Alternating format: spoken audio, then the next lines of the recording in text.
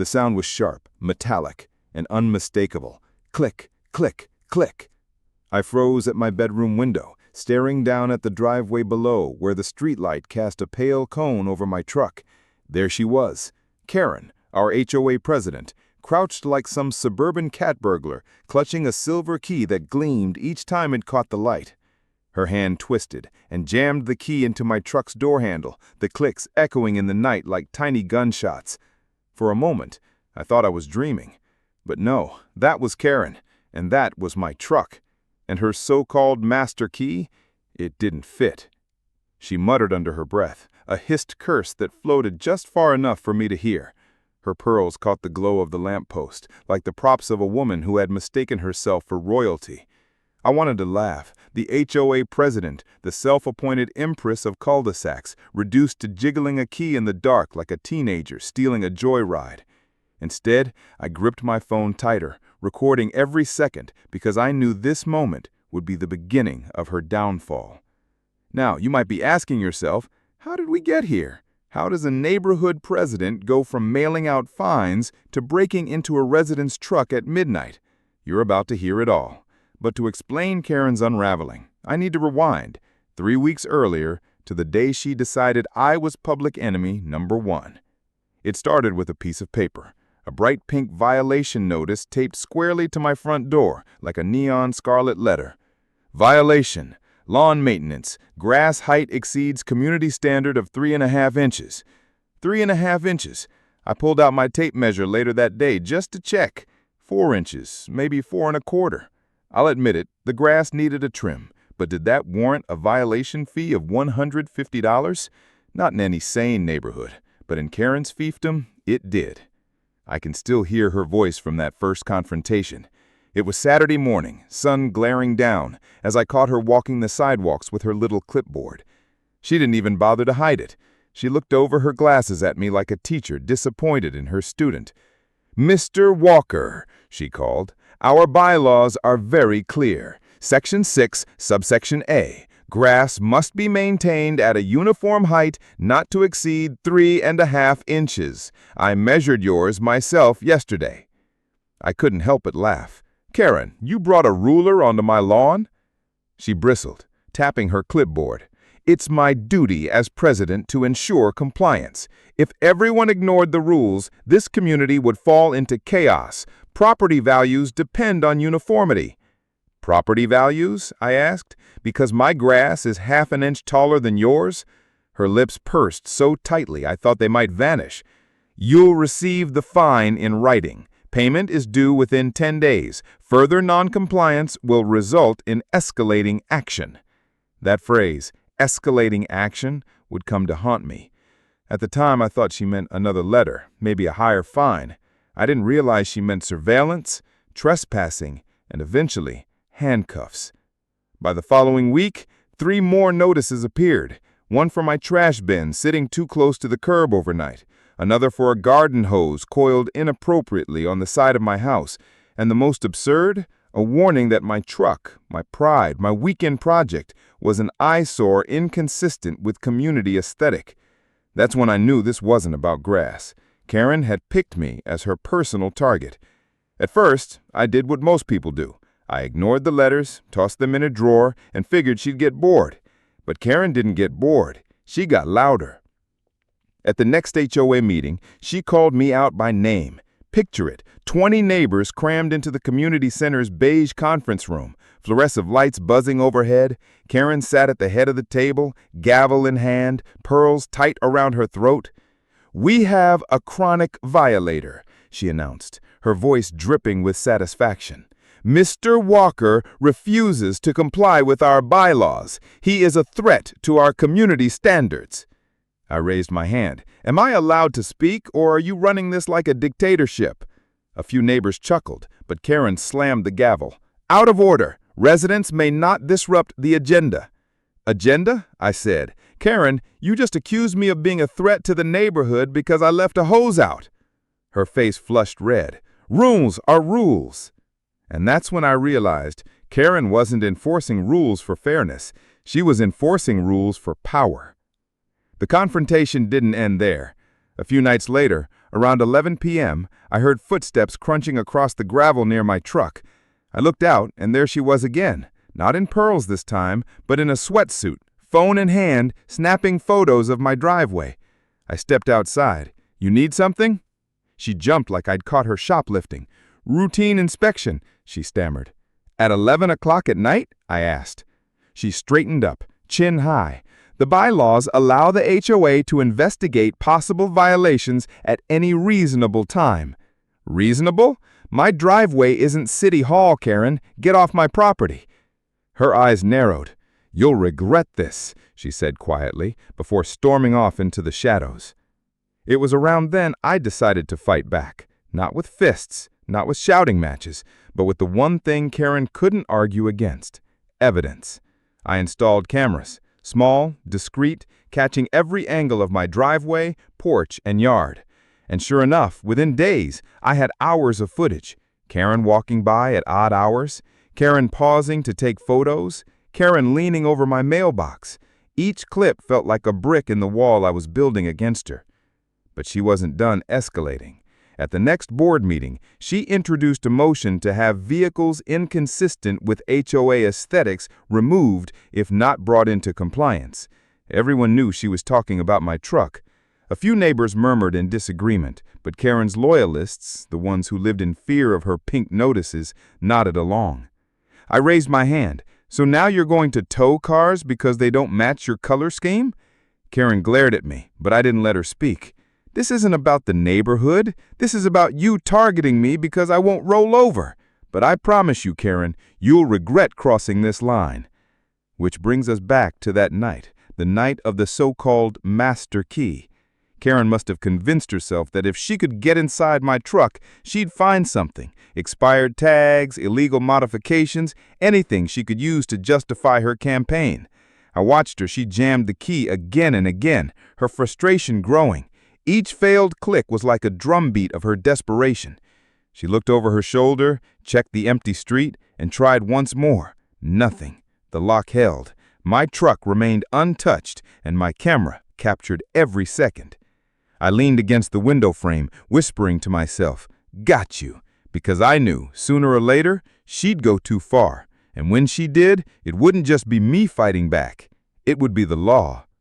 But here's the question that still haunts me. What kind of person believes an HOA title makes them above the law? And what would Karen try next now that her master key had betrayed her? The pink paper flapped in the morning breeze like a flag of surrender. Only it wasn't my surrender. It was Karen's declaration of war. Violation notice, the heading screamed in bold block letters. I ripped it off my door and read the details.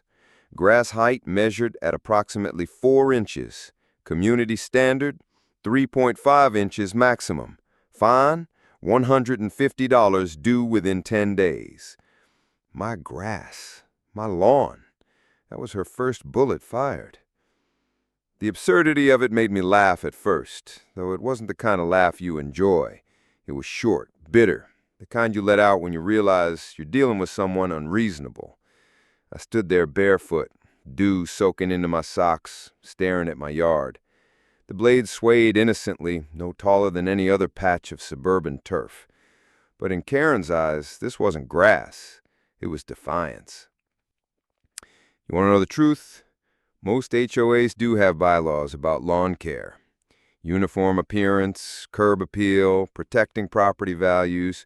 The language always sounds noble, but in practice, it's a leash, a tool. And in Karen's hands, that leash tightened around anyone who didn't obey without question. She wasn't the kind of president who asked, "How can I help?" She was the kind who asked, "How dare you?" I remember the first time I confronted her about it. She was making her morning rounds, clipboard in hand like a suburban sheriff. Her heels clicked against the sidewalk, each step punctuated by the scratching of her pen. She spotted me pulling weeds near the mailbox. Her smile was thin, polite the way a knife is polite before it cuts. "Mr. Walker," she called out, "your lawn is non-compliant." "Non-compliant?" I repeated, standing up. "Karen, it's grass. You want me to get a barber for it?" She pushed her glasses higher up her nose, a gesture she used whenever she was about to lecture. Section 6, subsection A of the HOA bylaws clearly states grass must be maintained at a uniform height of no more than 3.5 inches. Yours exceeds that limit. You measured it? I asked, incredulous. She nodded once, crisply. Yes, I carry a ruler for these inspections. That's when I realized she wasn't exaggerating. She had actually stepped onto my lawn, ruler in hand, bending over like some sort of suburban scientist analyzing blades of grass. I almost choked, trying not to laugh. But laughter doesn't stop fines, and soon more neon slips appeared. They multiplied like weeds in spring. One morning it was trash receptacle left visible overnight, $75 fine. The next was garden hose improperly stored, $50 fine. Then came my personal favorite, truck parked in driveway obstructing neighborhood aesthetic. That one nearly made me tear the paper in half. My truck wasn't some rusted-out junker. It was a classic I was restoring, and it gleamed in the sunlight. But to Karen, it was an eyesore, or maybe just another excuse. That's when I started keeping a file. Every letter, every notice, every pink slip went into a manila folder I labeled, half-jokingly, Karen's Greatest Hits. I didn't know yet how valuable that file would become, but I knew one thing. This wasn't random. This was targeted. She wasn't mailing every neighbor. She was mailing me. At the next HOA meeting, I decided to test that theory. The room was packed tighter than usual, the kind of turnout you get when Karen stirs the pot. Folding chairs squeaked as neighbors shifted under the fluorescent glare. Karen sat at the head of the table, pearls gleaming, gavel resting in front of her like a weapon. She cleared her throat and launched straight into business. Our community, she began, depends on consistency and compliance. Without adherence to our bylaws, property values decline.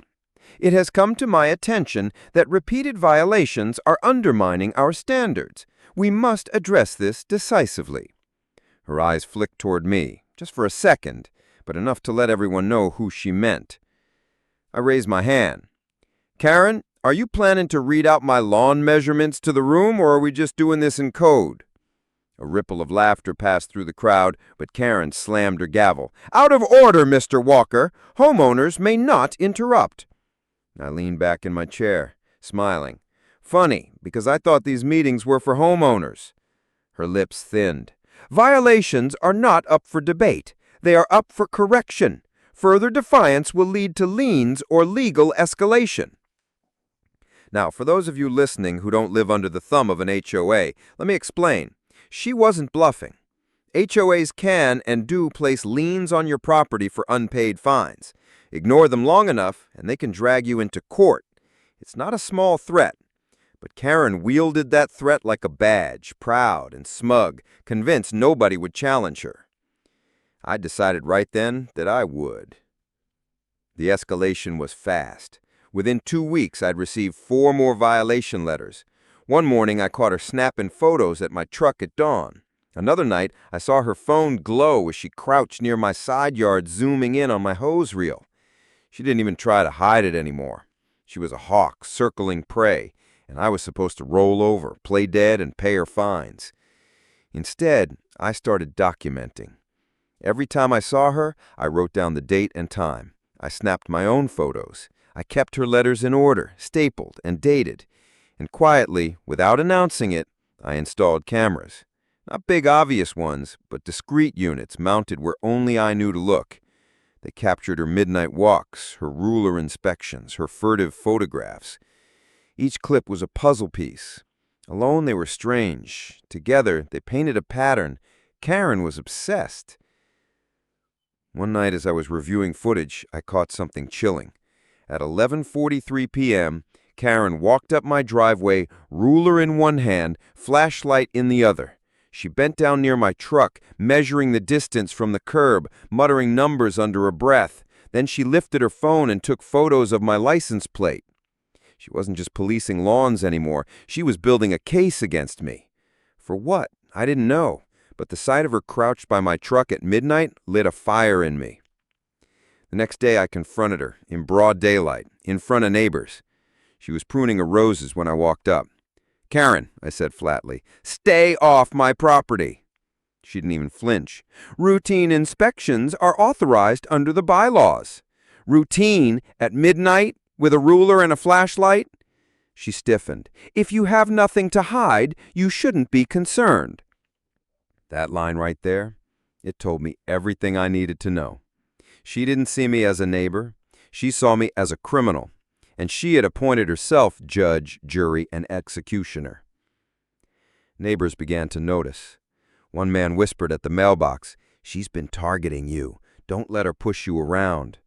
Another rolled her eyes at the meeting, muttering, "She fined me once for leaving a bike out, but she's gone way too far with you." The tide was shifting, just a little, but not enough to stop her. Karen had control of the board, and she wasn't going to let go easily. By the time the 5th violation notice arrived, I no longer laughed. I slid it into the folder, the paper thicker now, the manila edges bending. This wasn't petty anymore. This was war. And wars don't end with a letter. They end with someone losing. That night, as I watched her pearls glint in the streetlight from my window, clipboard in hand, scribbling down some imagined infraction, I realized something chilling. Karen wasn't going to stop. Not with grass, not with hoses, not even with trucks. She had tasted control, and she was hungry for more. And I couldn't help but wonder, what line would she cross next? The lens didn't lie. At 2 in the morning, the glowing red dot of my security camera caught her. Crouched low, clipboard pressed to her chest, flashlight beams sweeping across the gravel like she was searching for clues to a crime that didn't exist. Karen, our HOA president, out there in the dead of night, her pearls catching the light like a villain in a soap opera. And what was she doing? Measuring, photographing, snooping at the edge of my property, as if my lawn had turned into a crime scene. That image, frozen on my monitor the next morning, told me everything I needed to know. She wasn't just writing letters anymore. She had graduated to a full-blown midnight patrol, armed with nothing more than a ruler, a flashlight, and her hunger for control. You're probably wondering, what kind of person does that? Who leaves their house at 2 a.m. to inspect grass, hoses, and parked cars? The answer is simple. Someone who thinks the HOA badge gives them more power than the law itself. It wasn't just the cameras that caught her, though. The neighborhood was starting to talk. At first, the gossip was hushed, whispered exchanges at mailboxes, or muttered during morning dog walks. But soon the story spilled into the open. "She was on my porch at midnight," one neighbor said. Another told me she snapped photos of my recycling bin like it was contraband. Karen wasn't just targeting me anymore. She was patrolling everyone. And the strange thing? The more she harassed people, the more she doubled down on her image as the community's protector. I saw it firsthand at the next HOA board meeting. Karen opened with the usual theatrics, the gavel slamming, her voice sharp as broken glass. "We've had suspicious activity in our community," she announced, eyes sweeping the room. "Cars parked overnight where they shouldn't be. Trash left out. Certain residents displaying concerning behaviors." Her words dangled in the air, vague enough to terrify, sharp enough to imply guilt. And just when you thought she'd say it out loud, she didn't. She just looked at me. I raised my eyebrows, leaned back in my chair. "Concerning behaviors? Like mowing your lawn on a Saturday instead of a Friday?" She ignored me, tapping her papers. "The HOA has a responsibility to protect property values and safety. I've personally documented these violations with photographs. Residents should be grateful for my vigilance." That's when a voice piped up from the back. Mrs. Thompson, a widow in her 70s, whose roses were the pride of the block.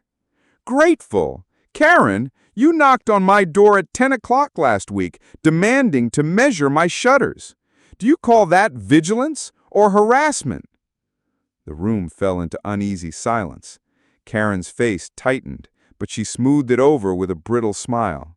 Mrs. Thompson, the bylaws clearly state. But the damage was done. The whisper network was bubbling into the open.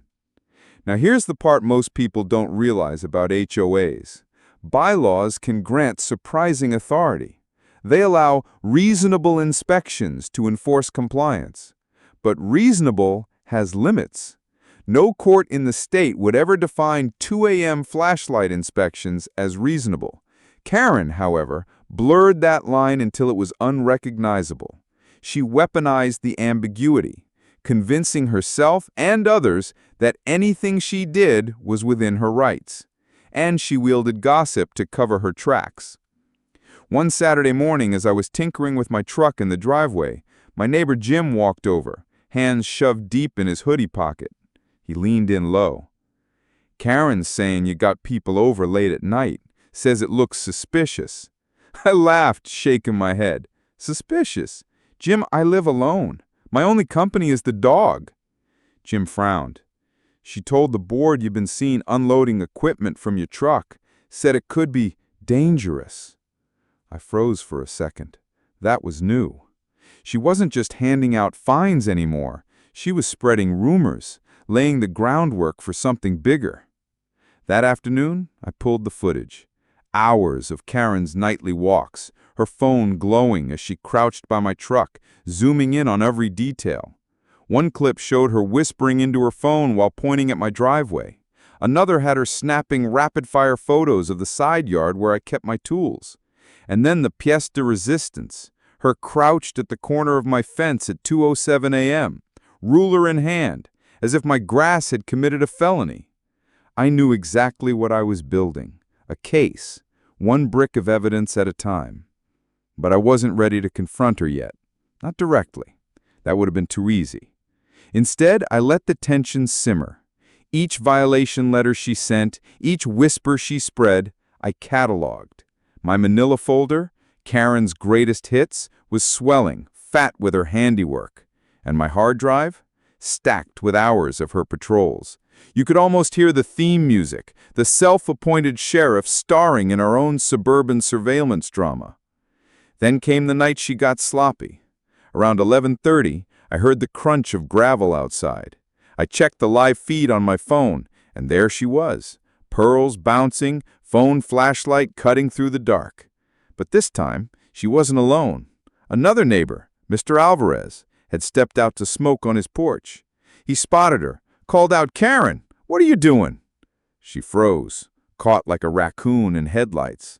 "Inspection," she barked, straightening up. "At midnight?" Alvarez laughed. "Inspection my ass! You're snooping again." Karen's face twisted, but she hurried off, her heels clicking a retreat. The next day, Alvarez stopped me at the mailbox. "You're right," he said. "She's out of control." That was the turning point. Karen wasn't just on my radar anymore. She was on the neighborhood's. Her patrols, her gossip, her obsession with rules, it was all unraveling. But here's the thing about people like Karen. The more they're cornered, the more dangerous they get. 2 days later, another violation notice appeared on my door. This one was different. Not about grass or hoses or trash bins. It read, "Suspicious activity reported. Truck must be inspected for compliance with community standards. Failure to comply may result in immediate towing or legal action." My truck, the one she'd been circling like a vulture for weeks. This wasn't about aesthetics anymore. This was about control. She wanted access, and she wasn't asking. I held the letter in my hands, the pink paper crumpling as I gripped it tighter. She was escalating. And with the cameras rolling, the gossip spreading, and the neighbors finally noticing, I realized something chilling. Karen wasn't going to stop until she proved me guilty of something, even if she had to invent the crime herself. And so I asked myself, what was she willing to do next? "Those photographs are inadmissible." Karen's voice cracked so sharply it startled even herself. The room froze. My folder of glossy 8x10s lay open on the folding table. each picture a frozen moment of her sneaking across lawns, crouching under porch lights, her shadow stretching like a burglar's on asphalt.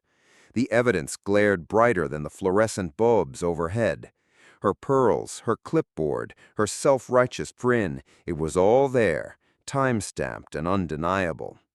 You could feel the oxygen shift, the scrape of metal chairs, the cough of an old neighbor trying to disguise his smirk. Karen's authority, the thing she prized above all else, was slipping, and everyone knew it. She gripped her gavel like a weapon. Slam, slam, slam. "This meeting is out of order," she screeched, but the sound betrayed her fear more than her power. Now, tell me, have you ever seen someone who built their entire identity on control suddenly realize the room no longer belonged to them? That's the crackle you're hearing right now. The silence of a crowd leaning not toward her, but toward me. 3 weeks earlier, none of this would have seemed possible. Back then, Karen still strutted around the cul-de-sac like a queen surveying her domain. Every notice she mailed dripped with manufactured authority. Each violation fine printed on HOA letterhead like a royal decree. But authority has rules, and rules can be turned into traps if you know how to read the fine print. I started simple. I requested copies of board meeting minutes. Most neighbors never bothered, but state law made them public record. That's where I first saw her fingerprints smeared across every decision. Selective enforcement here, hidden emergency votes there. She wasn't just interpreting bylaws, she was weaponizing them, and she thought no one was watching. So I began to watch. Motion lights on, cameras wired to the cloud. Every click of her heels across the sidewalk became part of a pattern. By the time my evidence binder was full, I wasn't just irritated, I was ready. The night of the meeting, the air in the community center hummed with unease.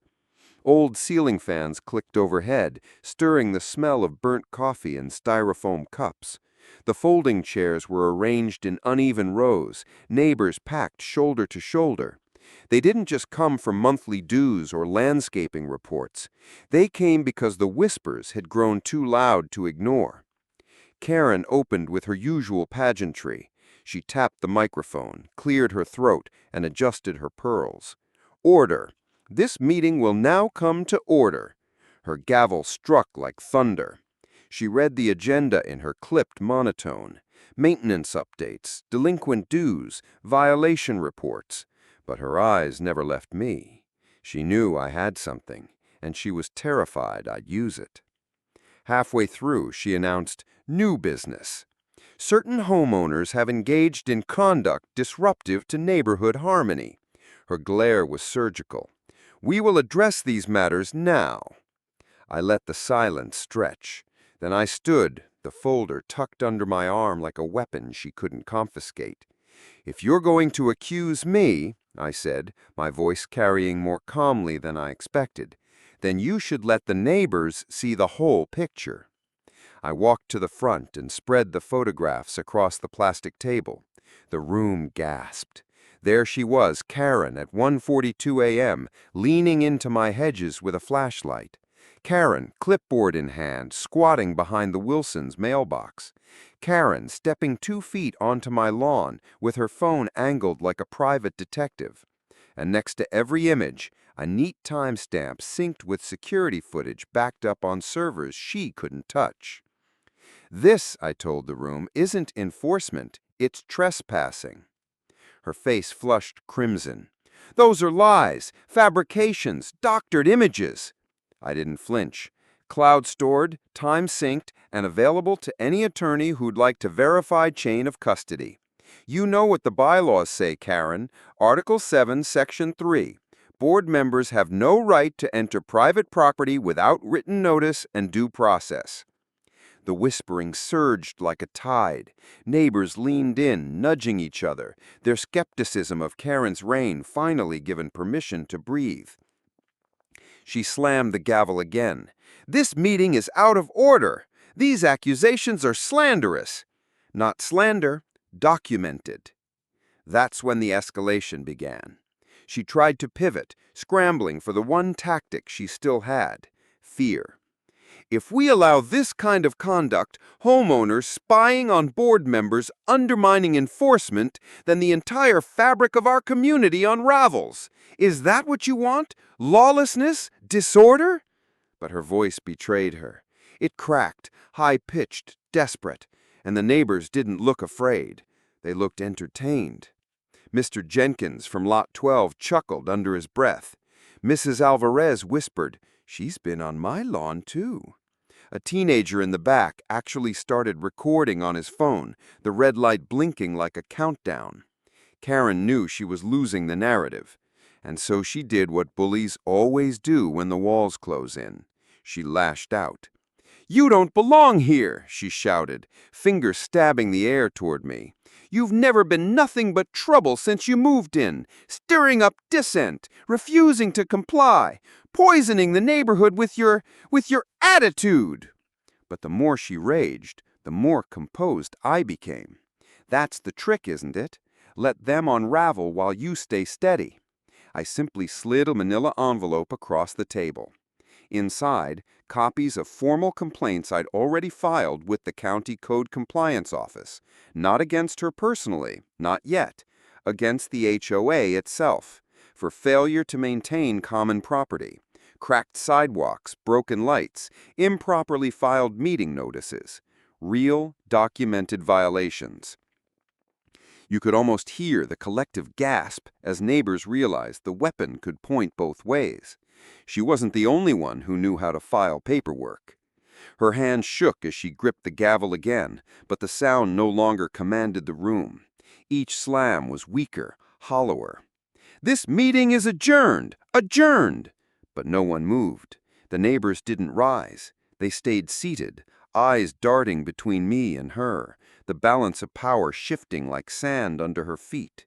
Finally, the HOA secretary, a quiet man who usually blended into the background, spoke up. "With respect, Madam President, the bylaws require a motion to adjourn and a second. Neither has been made." His voice was steady, almost apologetic, but it cut through her theatrics like a scalpel. The silence that followed was louder than any gavel.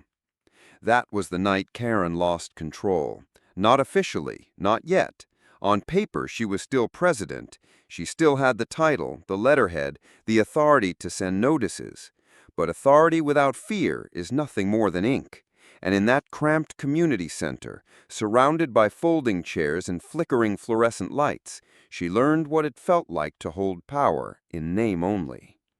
When the meeting finally dissolved into murmurs and the scrape of chairs, she stormed out, pearls swinging wildly against her throat. Neighbors lingered, some approaching me with cautious nods, others whispering their own grievances. One man muttered, "About time someone stood up to her." But I knew better than to think it was over. People like Karen don't surrender. They regroup, they escalate. And as I packed my folder back into its case, I caught sight of her through the glass doors, standing in the parking lot under the harsh sodium light, her phone pressed to her ear, her face a mask of fury. Was she calling her allies on the board? A lawyer? Or maybe, just maybe, someone willing to play dirtier than she already had? That question stayed with me as I walked home under the hum of streetlights. The war wasn't won, not yet. All I'd done was rip off her mask in front of the crowd. And what do people do when you strip away their disguise? They find another one. The real battle was just beginning. "Turn already, you stupid lock!" Her voice, low and venomous, cut through the still night air. I zoomed in on my phone screen and caught the metallic glint of a key sliding into the driver's side of my truck. Karen's hands shook as she twisted, yanked, cursed again. The porch light across the street flickered, but she didn't flinch. She thought she was invisible. She thought she was in control. But I had her right there, caught red-handed. Or should I say, caught pearl-handed. Because yes, she was still wearing those ridiculous pearls at midnight, like a burglar with a country club membership. This was the cold open of my story. Karen, the self-appointed guardian of our cul-de-sac, escalating from passive-aggressive notes to literal breaking and entering. You think HOA power trips stop at mailbox fines and lawn color violations? Think again. Some people get drunk on power. Karen, she mainlined it. I kept filming, the red record dot steady in the corner of my screen, my pulse hammering as I crouched behind my blinds. Every second she struggled with that key, her mask of respectability cracked. Her muttered phrases drifted into the night. He thinks he can park wherever he wants. Bylaws are bylaws. I'll get him this time. It was like listening to a confession. Now, let me rewind for you. 3 weeks earlier, Karen had started whispering about unauthorized vehicles in the neighborhood. It started small, just a comment at the mailbox cluster. "Oh, whose truck is that with the out-of-state plates? Doesn't exactly fit our aesthetic, does it?" The neighbors chuckled nervously, complicit in their silence. By the next HOA newsletter, a new line appeared under parking guidelines. All vehicles must be registered with the HOA office by the 1st of the month. Convenient, wasn't it? No vote, no discussion, just a line slipped in like fine print on a credit card bill. I knew exactly who authored it. So I did my homework, dug up the CC&Rs, cross-referenced city ordinances, even emailed the property management company. The verdict? She had no authority to demand registration beyond what the governing documents already stated, and my truck, perfectly legal, parked in my own driveway, no rule broken. But Karen didn't want legality. She wanted control. Which brings us back to that night. Midnight, the street humming with crickets, sprinklers hissing in rotation, and Karen standing in front of my truck with what she claimed was a master key. I'd heard her boast about it before. During one board meeting, she'd bragged about how previous boards had wisely given the president universal access in case of emergencies. The property manager had shifted uncomfortably in his chair, then quietly clarified that the HOA did in fact retain keys for utility sheds, common area gates, and the pool pump room. Not residence cars. Certainly not personal property. Karen smiled like a politician caught in a half-truth and moved on to the next agenda item. But I filed it away. Now, here she was, proving me right. She rattled the key, cursed again, and stomped her heel against the curb in frustration. I nearly laughed out loud. She looked like a queen without her crown, banging against the gates of a castle she didn't own. But then, headlights. A pair of them turning the corner, rolling slow. Karen froze, stiff as a lawn ornament, before lifting her chin with that faux dignity she wore like armor. The headlights grew brighter, the silhouette of a cruiser sliding into view. Red and blue lights flickered just once, like a warning shot. Karen did what Karen always did. She pivoted. "Officer!" she called, striding toward the car with sudden purpose, pearls gleaming under the sodium glow. "We have a situation." I slipped my phone lower, keeping the camera rolling through the blinds. My gut twisted, because here's the thing about people like Karen. When caught, they don't retreat. They escalate. They drag everyone else down with them. The cruiser door opened, and out stepped Officer Davis, mid-40s, weary eyes, the kind of man who'd probably been called to this neighborhood a dozen times for barking dogs and noisy pool parties.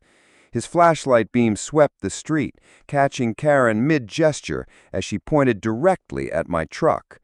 "This vehicle," she announced, voice ringing with authority she didn't have, "is in violation of HOA bylaws. It's been illegally parked here for weeks, and when I attempted to verify its registration, the lock resisted entry.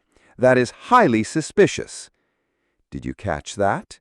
She admitted to attempted entry right there in front of a cop while trying to frame me as the criminal. It was almost admirable, the way she twisted the truth with such speed. Almost. Officer Davis raised an eyebrow. "Ma'am, are you saying you tried to unlock this vehicle?" Karen faltered just for a second, then pasted on her smile. "Of course, as HOA president, I have the authority to ensure compliance for community safety." That was my cue.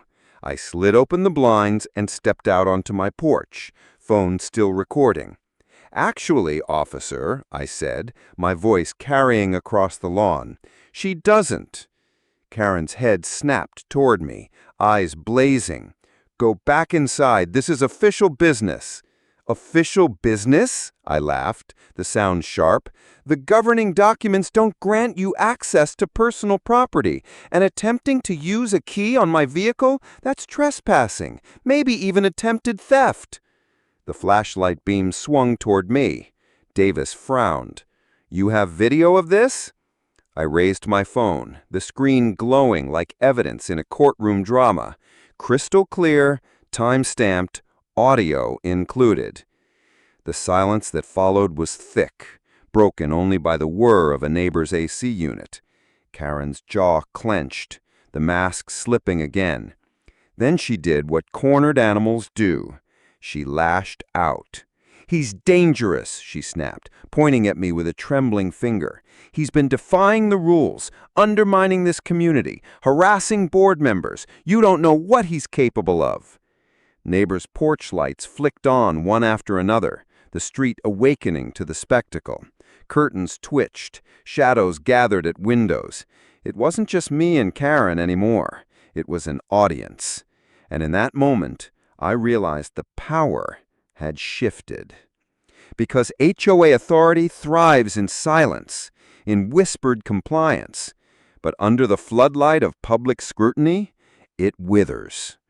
Officer Davis sighed, scribbling in his notebook. "Ma'am, I'm going to need you to step away from the vehicle." Karen sputtered, pearls bouncing against her collarbone as she shook her head. "This is outrageous! You're letting him get away with—" But she stopped, not because she wanted to, because she noticed I was still filming, my camera steady, unblinking. For the first time, Karen didn't look like the queen of the cul-de-sac. She looked like what she really was, a woman caught breaking the law, desperate to rewrite the script. And yet here's the thing that still chills me. She didn't back down.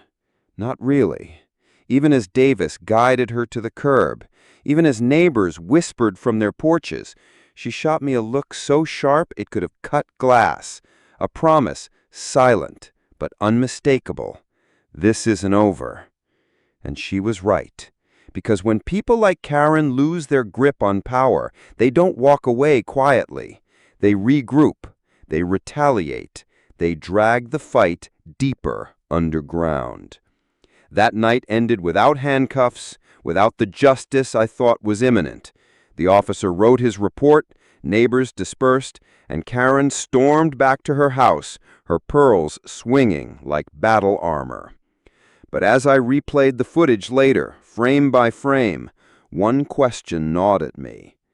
If Karen was willing to use a so-called master key on my truck, what else had she been unlocking behind closed doors? "Officer, I told you, I'm the president of this HOA. That gives me the right. I was enforcing community bylaws."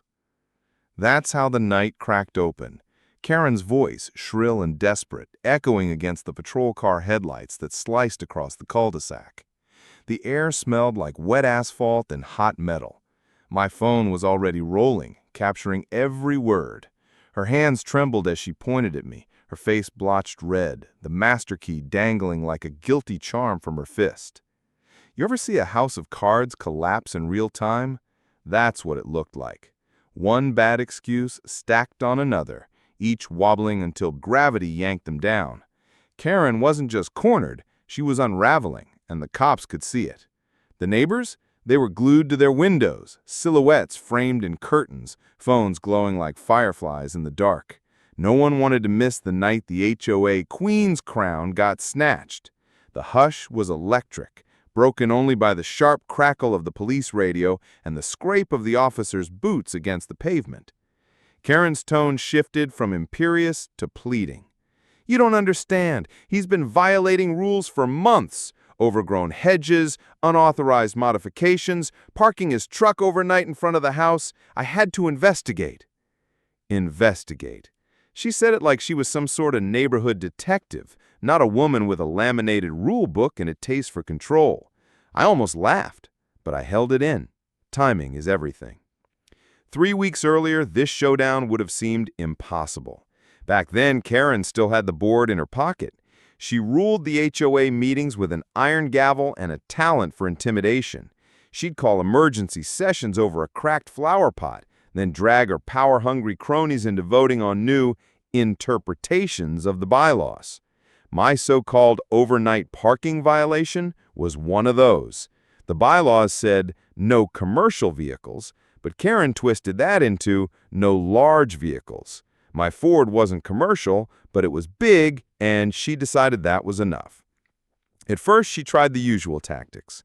Letters slid into my mailbox with bold, red final notice stamps, thinly veiled threats of escalating fines, claimed she could suspend my community privileges. Privileges, by the way, meant the pool key, as if losing access to a chlorinated puddle would break me. But Karen wasn't satisfied with paper threats. She wanted dirt, real dirt, proof she could wave around at the next HOA meeting to make me look like the neighborhood outlaw. And that's when she crossed into territory she couldn't wiggle out of. Trespassing, attempted entry, caught in the act with her so-called master key. That evening, the night it all boiled over, I'd been sitting in my living room, blinds cracked just enough to see the street. I'd learned her patterns by then. She always made her inspections after dark, clipboard under one arm like a badge of office. But that night, she ditched the clipboard. She had something else glinting in her hand. Keys. I hit record before she even touched my truck. You know that sharp metallic clink of keys fumbling against a lock?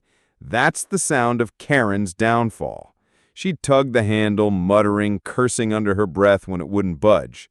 She tried the key once, twice, jamming it harder each time. That's when I stepped out. "Need some help with that, Karen?" I asked, my voice calm, almost polite. She spun like a guilty teenager caught sneaking in past curfew. Her eyes went wide, then narrowed fast. "You shouldn't be out here. I was inspecting, making sure your vehicle isn't unlocked? Or maybe you were hoping to plant something in it. What's the plan, Madam President?" She sputtered, half denials, half threats.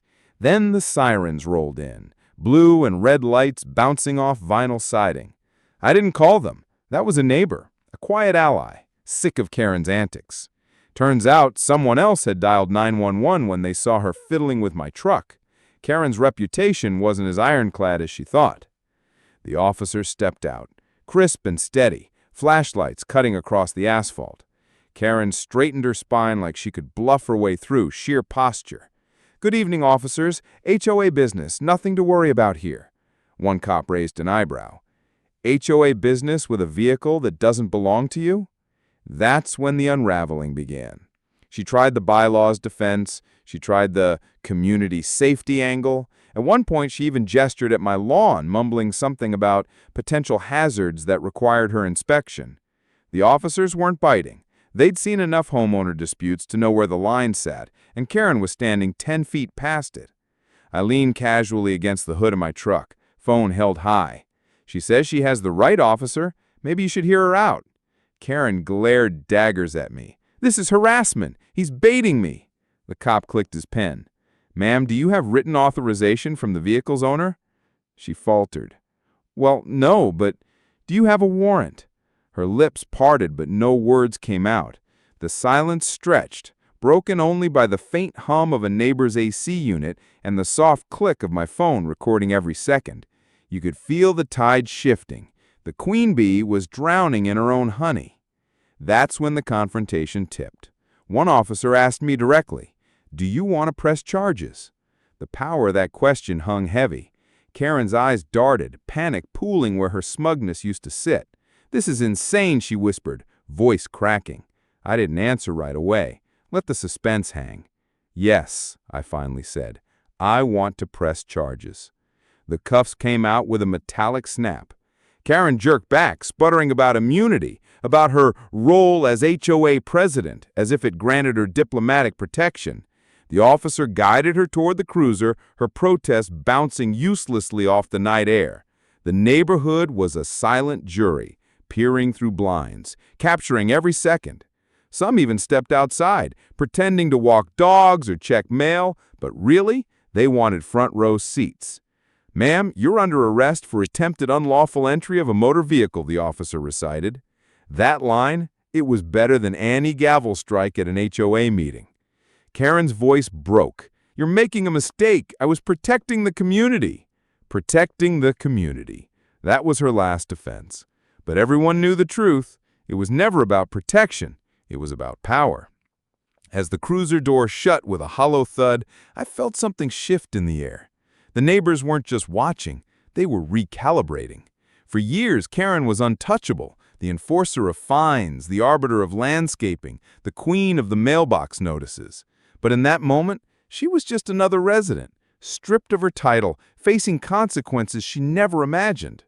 One neighbor, Mr. Delgado from 2 doors down, muttered under his breath as he shuffled past, "About damn time." The irony wasn't lost on me. Karen always accused me of undermining community harmony. But that night, the harmony was louder than ever. Neighbors whispering, chuckling, shaking their heads in disbelief.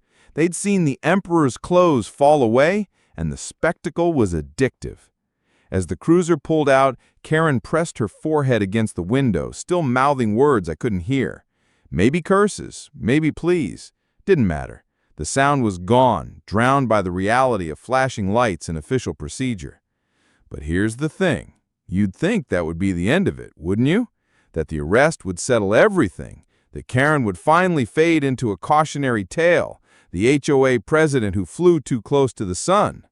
You'd think so. But Karen had friends, allies, people who had benefited from her reign of fines and fear.